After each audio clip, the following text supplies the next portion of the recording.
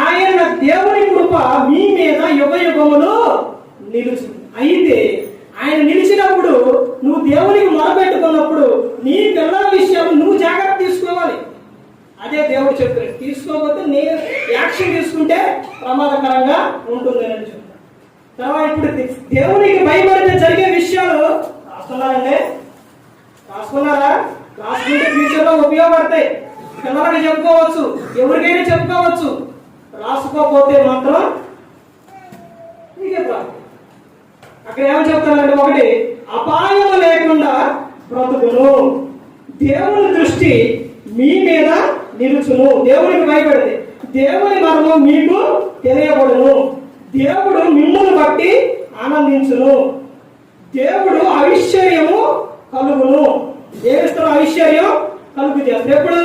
దేవునికి భయపడితే. దేవుని కనికరం మీ మీద తరతరములు ఉండును, మీ కోరికలు దేవుడు నెరవేర్చును, దేవుని కృప మీ మీద యుగ యుగములు నిలుచును. ఎప్పుడండి ఇవన్నీ ఎప్పుడు జరుగుతాయి?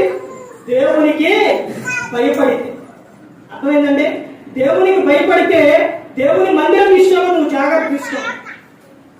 దేవుని ప్రతి ఒక్క విషయంలో, దేవునికి సంబంధించిన విషయాల్లో జాగ్రత్త తీసుకుంటావు నువ్వు. అలా తీసుకోవట్లేదనంటే దేవునికి మీద నీకు భయం లేదు. దేవుని పట్ల భయం లేకపోతే నీకు ఎలా ఎన్ని ఇస్తాడండి? ఆ దేవుని పట్ల భయం లేకపోతే నీ కనికరమే. దేవుడు ఎలా నిన్ను కరుణిస్తాడు, ఎలా నిన్ను కాపాడుతాడు, ఎలా నిన్ను ప్రతి ఒక్కటి నీ అవసరం తీరుస్తాడు. సార్ ఆలోచించు. ప్రతి ఒక్కరు గమనించుకోండి. ప్రతి ఒక్కరు కూడా ఎవరో కూడా నశించే నరకానికి వెళ్ళిపోకూడదని యేసుక్రీస్తు ప్రభువు ఈ లోకానికి వచ్చి మనందరి కోసం శిలువలో ఆయన మరణించారు.